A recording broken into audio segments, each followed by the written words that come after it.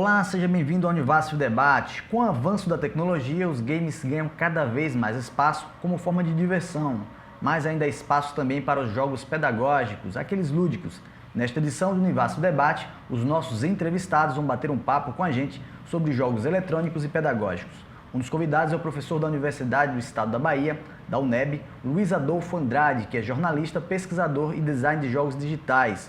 Com a gente também está a professora de Conhecimentos Pedagógicos do curso de Artes Visuais da Univasf, Jane Gondim. Muito obrigado pela presença de vocês aqui no programa. E eu já quero começar a discussão falando um pouquinho sobre essa mudança. Começar já com o professor Luiz Adolfo. Ultimamente a gente tem jogos em celulares, computador, muitos jogos que acabam fazendo a cabeça da criançada. E dos adultos também jovens. Isso é preocupante, é bom, é ruim? Há consequências nessa situação? Então, eu acredito que o jogo, de um modo geral, ele tem sempre o seu valor enquanto uma ferramenta de aprendizado. Se você está jogando alguma coisa, você aprende algo no sentido de que o jogo ele tem uma estrutura voltada para isso. Ele tem suas regras, ele tem os puzzles, pode ter uma narrativa. Então, o jogo vai ser sempre uma ferramenta eficaz de aprendizado. Se jogar alguma coisa sempre implica em aprender alguma coisa. Não necessariamente do ponto de vista pedagógico, mas do ponto de vista de você obter algum tipo de conhecimento.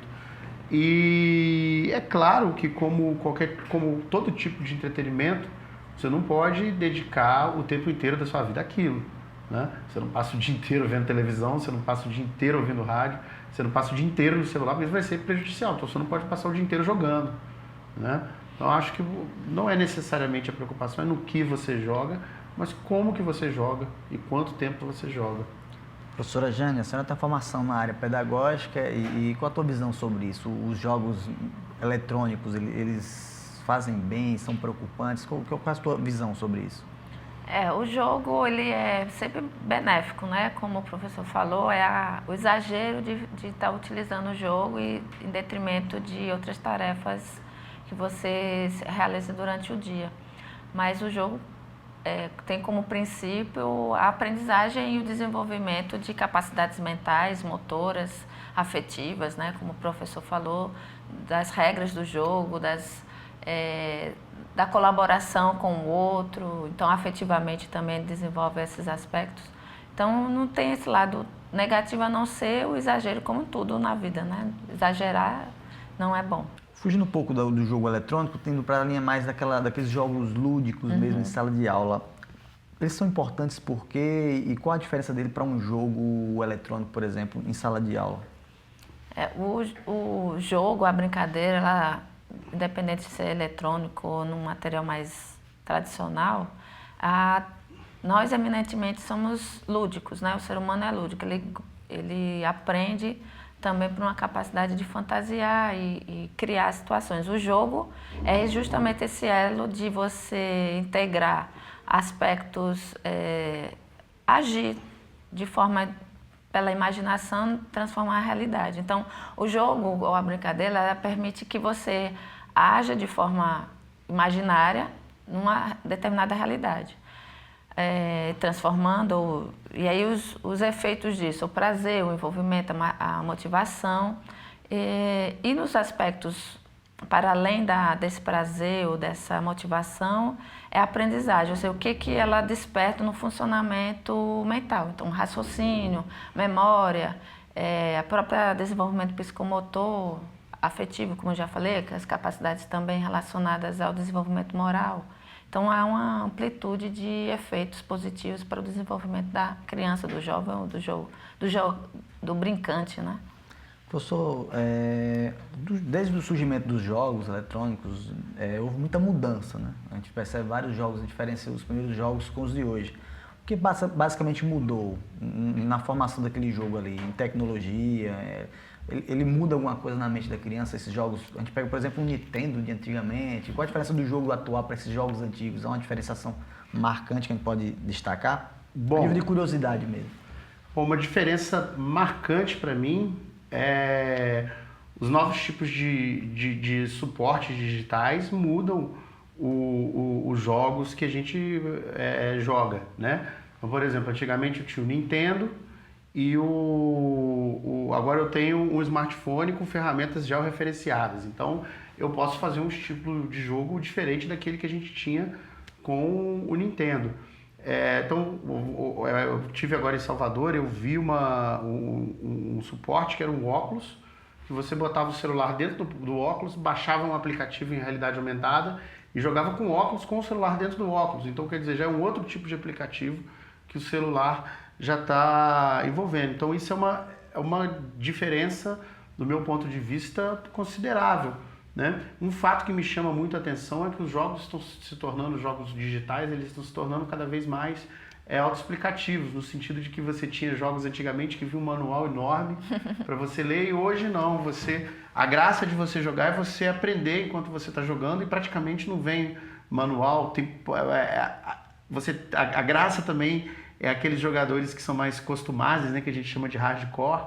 Eles jogam e aí eles criam um blog e colocam lá todos os procedimentos necessários para você jogar, para aquele cara que está começando poder ler ele e aprender. Então isso também é algo explorado na cultura dos jogos digitais. Então isso é uma mudança também que vem aí com a evolução das mídias digitais, né? Se você pegar na época do Nintendo, que é lá no final dos anos 80, você não tinha, por exemplo, um blog que o jogador podia fazer o blog e colocar ali as regras dele. Então você não podia explorar esse nicho de mercado, que são os jogadores, aqueles fãs, que a gente chama de hardcore, né?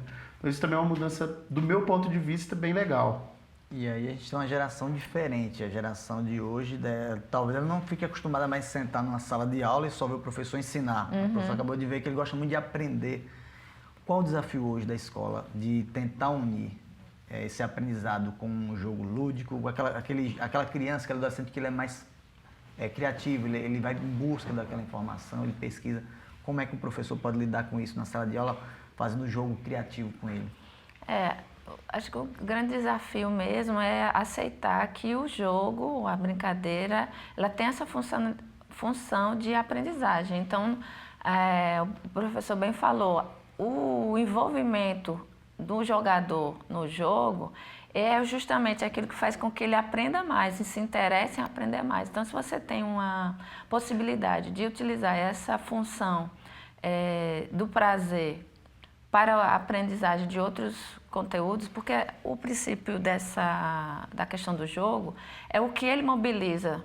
Então, ele mobiliza não só os aspectos emocionais, sociais, motores, né? Como você falou do desafio das mudanças de uma geração para outra. Então, a necessidade de você incorporar essa interatividade na aprendizagem como uma conquista de direito. Então, o jogo, a brincadeira, ela faz parte da cultura infantil.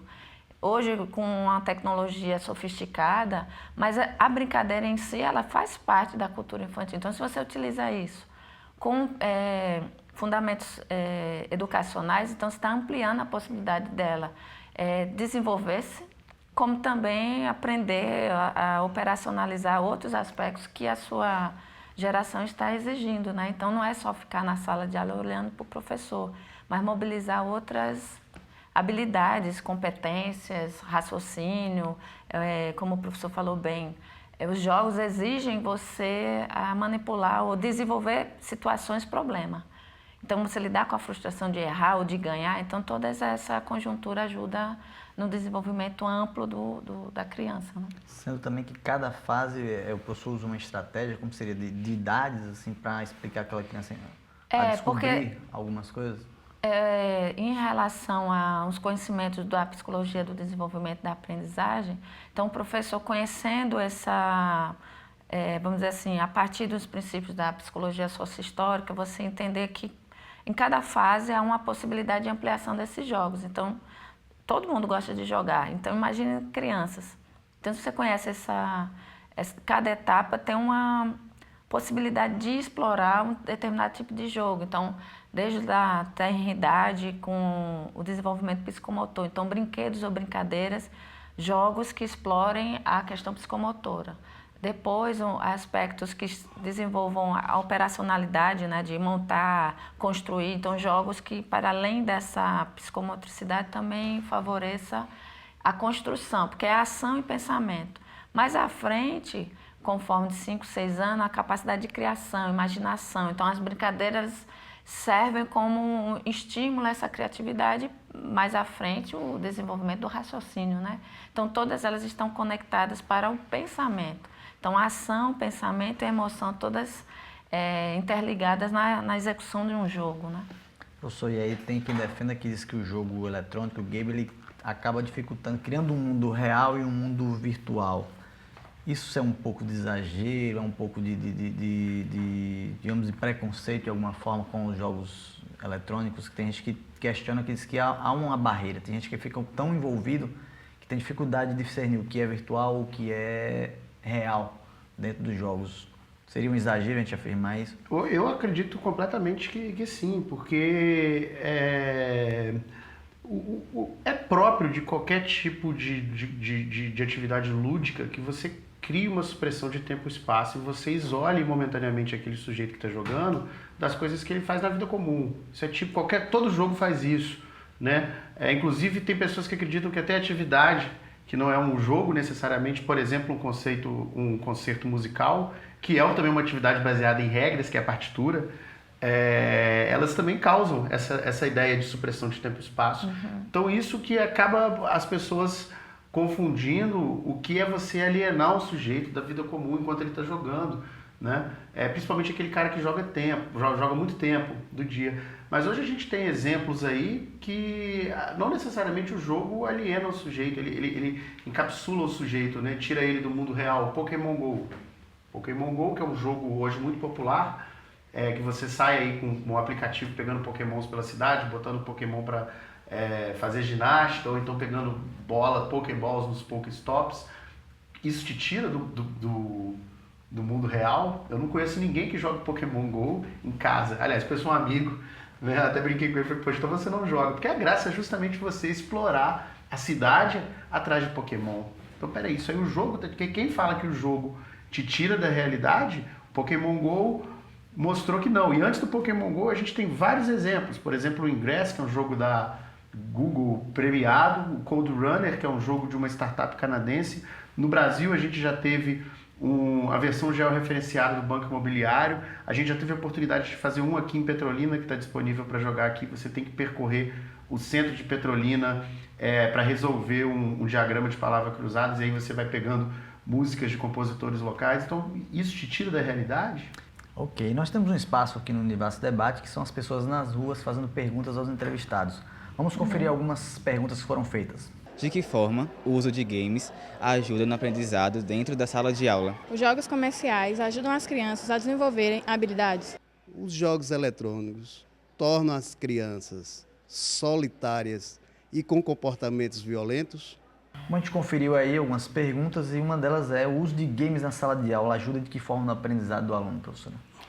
Seguindo essa mesma lógica de que, tendo uma função ou um objetivo educativo, o jogo eletrônico ou o game, ele tendo essa intencionalidade de educar, no sentido de como operacionalizar as regras, o convívio com os colegas, né, os pares, jogar junto, como é que é essa interatividade entre jogar junto. Então, cabe ao professor estabelecer que critérios ele vai utilizar e os objetivos pelos quais ele vai utilizar para alcançar determinados fins, né?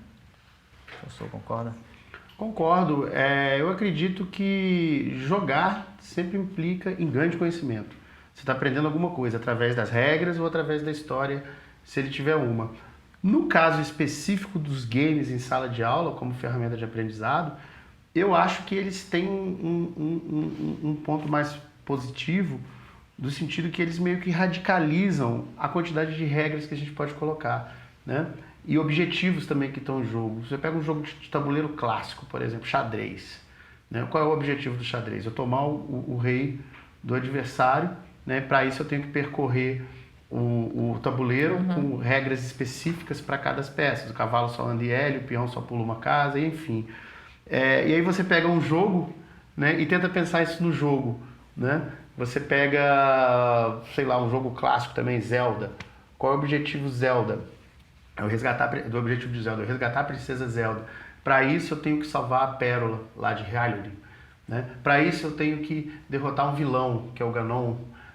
Para isso eu tenho que construir um barco para atravessar o oceano, para isso eu tenho que aprender a lidar com... Então radicalizam o número de regras ou procedimentos que você tem num jogo, né? E existem jogos também hoje que são muito bem resolvidos, né? No sentido de conteúdo mesmo, que pode ser usado também na educação de jovens e adultos, né? Você tem aí o Medal of Honor, que é um jogo de guerra clássico, que você consegue passar para um adulto momentos históricos de uma Segunda Guerra Mundial, né? Ou o próprio God of War, que você pode mostrar lá os deuses na antiguidade. Então isso, como o jogo ele é muito bem acabado, tem muito investimento ali para terminar, ele serve como uma ferramenta importante, sim, né?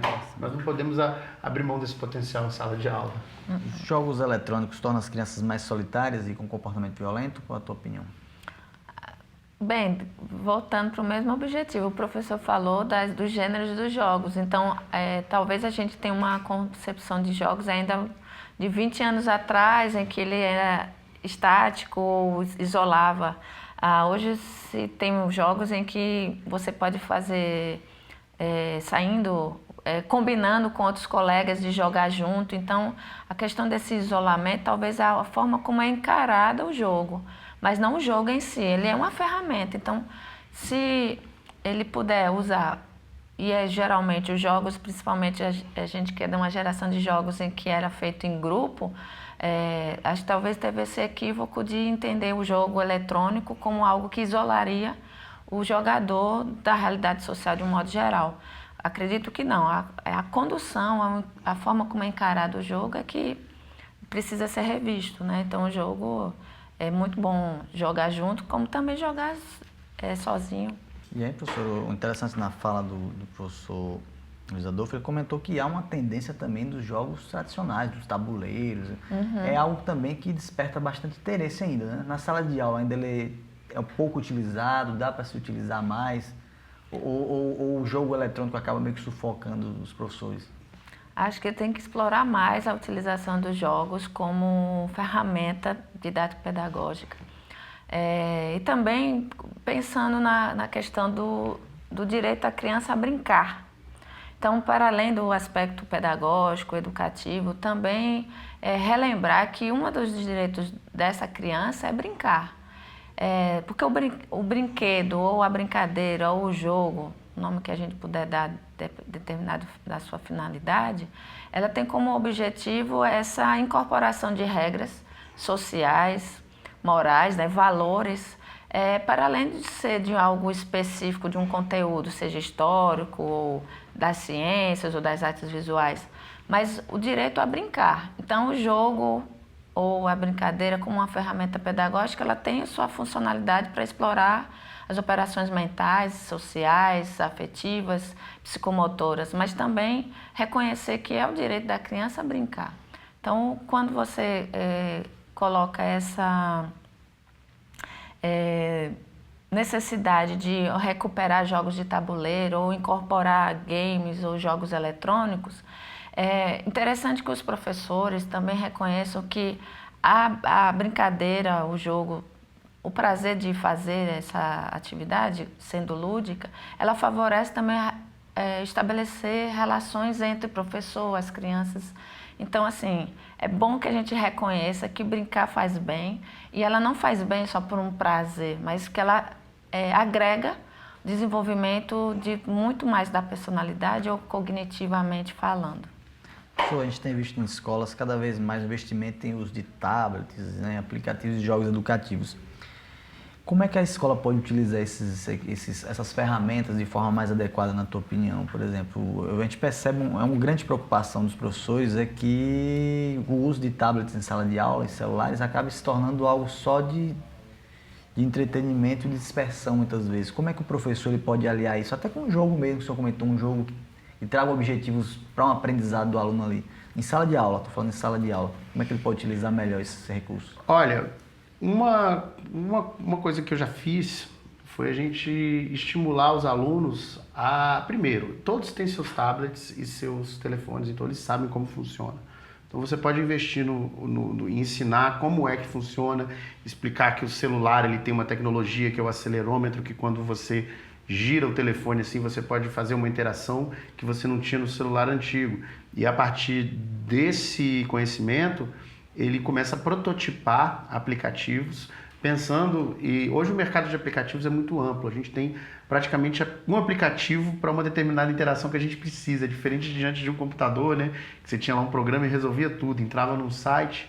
Então, você ensinar como um aplicativo pode ajudar a ele resolver coisas no dia a dia, como encontrar um mototáxi, ou chamar um táxi, ou fazer um pagamento, e mostrar ou jogar, fazer um jogo, né? E mostrar para o aluno como ele faz aquilo, como ele projeta, que a gente chama de prototipagem, ou game design, ou design de aplicativos, enfim, são vários nomes que, no final de contas, servem para uma única tarefa. Então, você mostrar para o aluno como é que cria. Por quê? Porque é um mercado hoje, principalmente na área de games, que é compatível com a realidade que a gente tem no Brasil.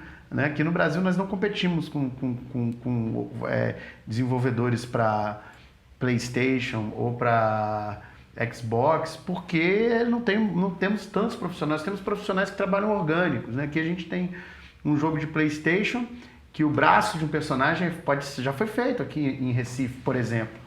Então, mas não tem ainda a empresa que faça um jogo sozinho. Né? Então esse mercado de aplicativos é um mercado muito favorável para a gente. Professor, e a gente pode dizer que hoje a sala de aula não tem mais volta, o uso da tecnologia é indispensável, né? Isso, ou seja, o professor saber utilizar isso. É interessante o professor falando assim, porque requer também do professor ter esses conhecimentos. Porque as novas gerações, elas têm isso como da sua cultura, né? A cultura digital. O professor precisa, então, dentro da sua formação e atualização,